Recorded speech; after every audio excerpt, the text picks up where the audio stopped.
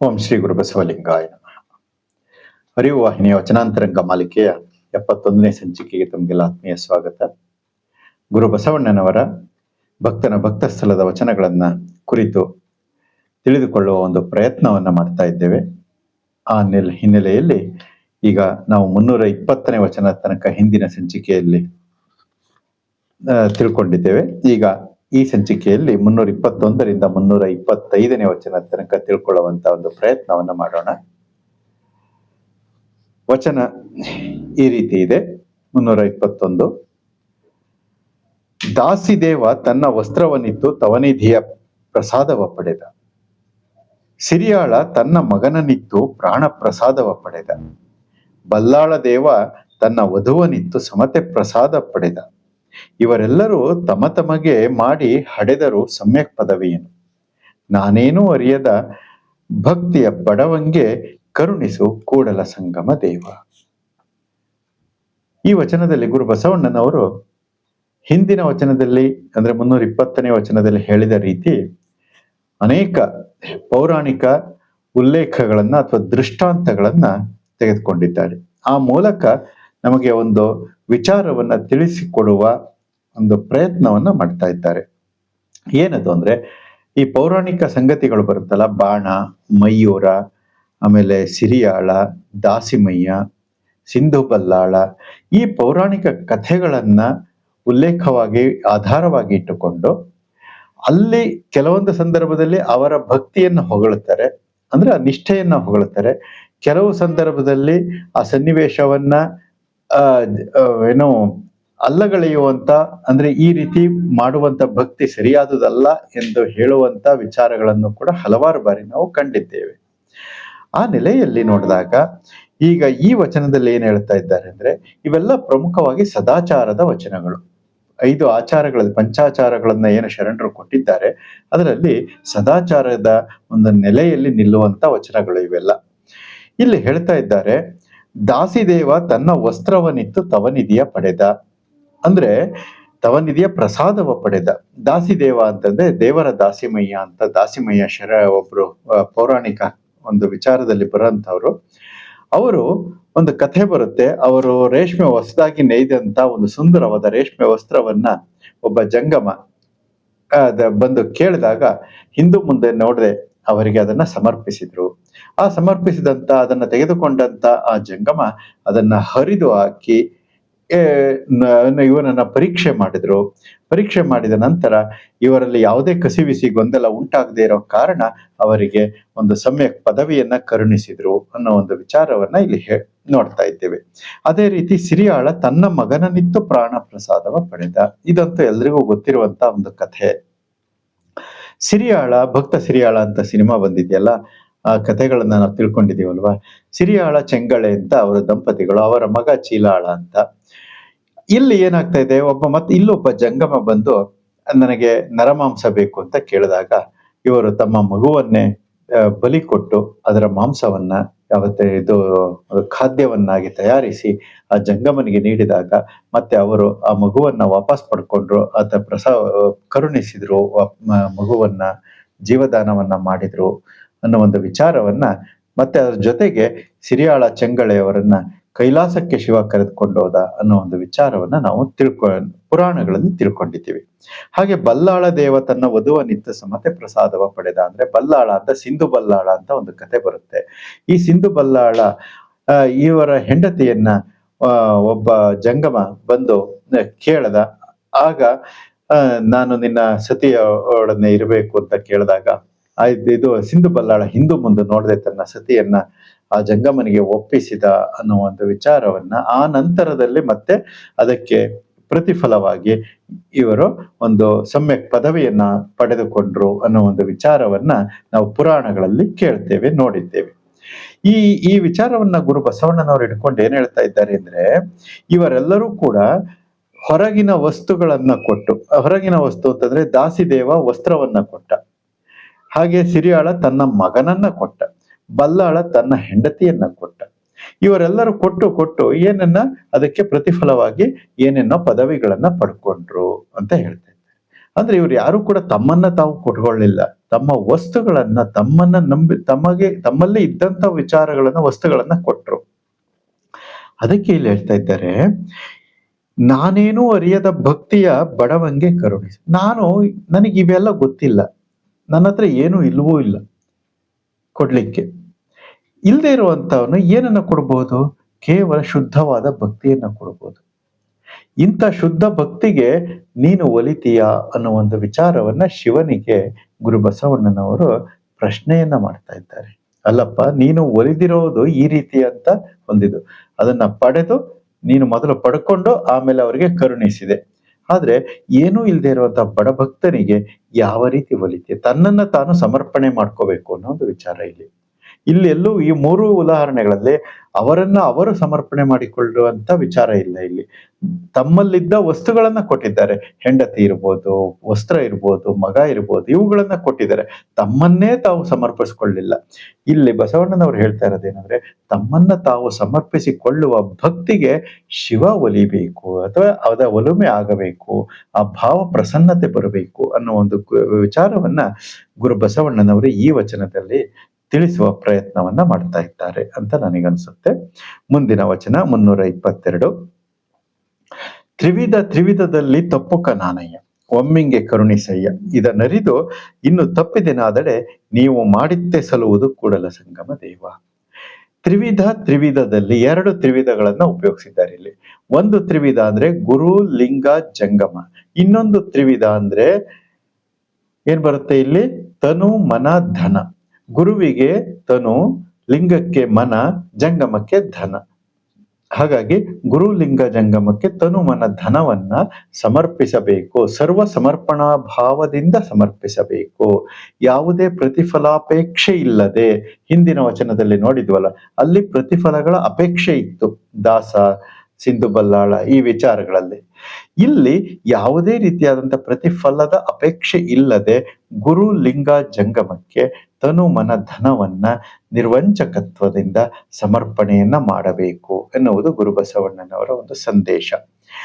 ಹಾಗೆ ಮಾಡದೇ ಇದ್ರೆ ಏನಾಗುತ್ತೆ ಅಂದ್ರೆ ನಮ್ಮಲ್ಲಿ ದೋಷಗಳು ಉಂಟಾಗ್ತಾ ಇದ್ದಾವೆ. ದೋಷಗಳು ಅಂತಂದ್ರೆ ಏನು? ನಮ್ಮಲ್ಲಿ ಅಜ್ಞಾನ, ಮರೆವು. ಯಾಕೆಂದ್ರೆ ಸುಜ್ಞಾನವನ್ನ ಪಡಿಬೇಕು ಅಂತಂದ್ರೆ ನಾವು ನಮ್ಮ ಅಹಮ್ಮಿಕೆಯನ್ನ ಕೊಡಬೇಕು, ಭೃತ್ಯಾಚಾರಿಗಳಾಗಬೇಕು, ಸದಾಚಾರಿಗಳಾಗಬೇಕು. ಇವುಗಳು ಅಳವಡದೆ ಇದ್ರೆ ಆಗ ನಮ್ಮಲ್ಲೇ ಜ್ಞಾನ ಪ್ರಾಪ್ತಿ ಆಗೋದಿಲ್ಲ. ಅದನ್ನ ಹೇಳ್ತಾ ಇದ್ದಾರೆ. ಇದನ್ನರಿದು ತಪ್ಪಿದೆನಾದಡೆ ನೀವು ಮಾಡಿತ್ತೆ ಸಲುವುದು.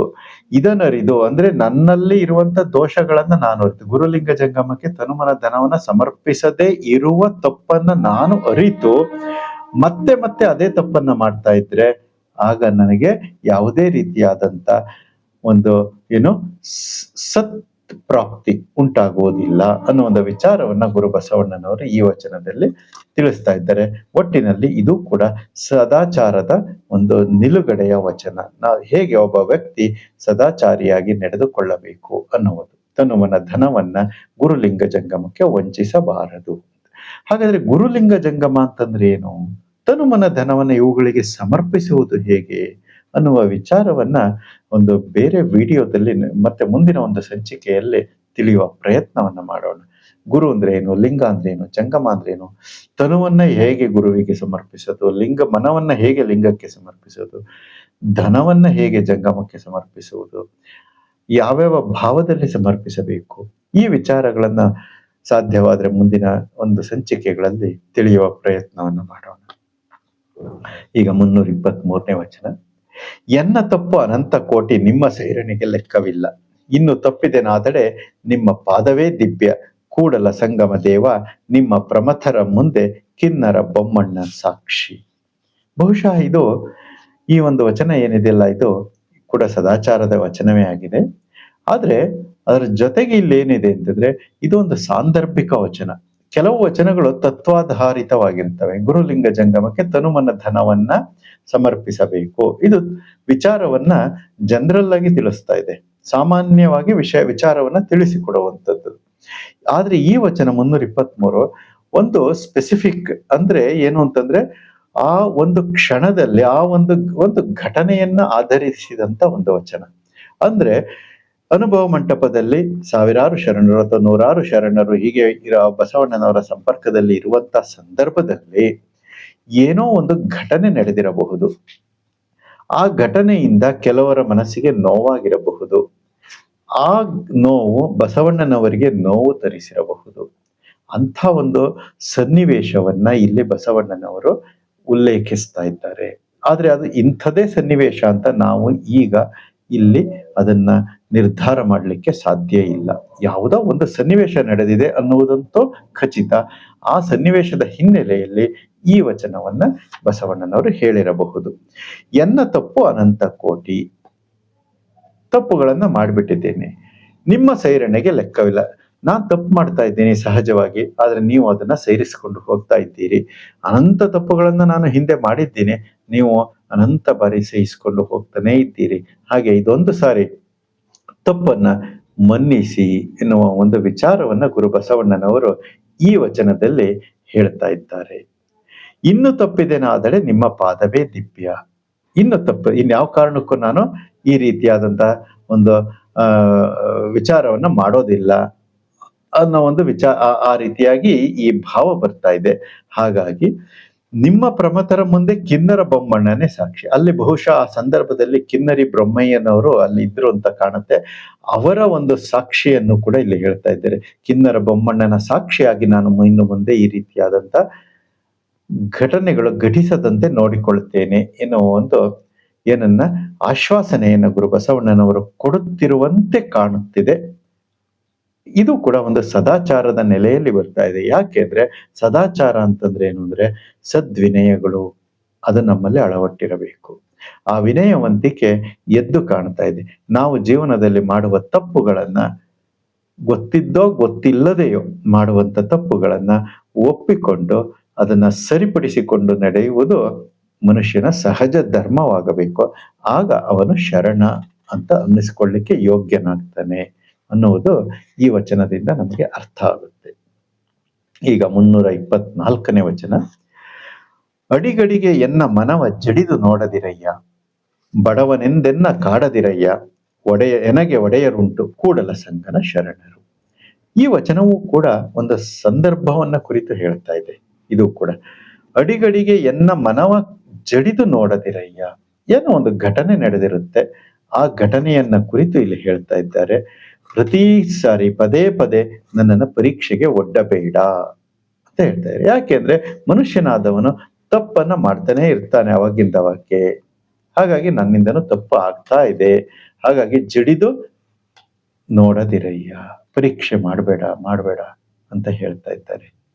ಬಡವನೆಂದೆನ್ನ ಕಾಡದಿರಯ್ಯ, ನನಗೆ ಯಾರೂ ಇಲ್ಲ ಅಂತ ಹೇಳಿ ತಿಳ್ಕೊಂಡು ಕಾಡಬೇಡ ಅನ್ನೋ ಒಂದು ವಿಚಾರವನ್ನ ಹೇಳ್ತಾ ಇದ್ದಾರೆ.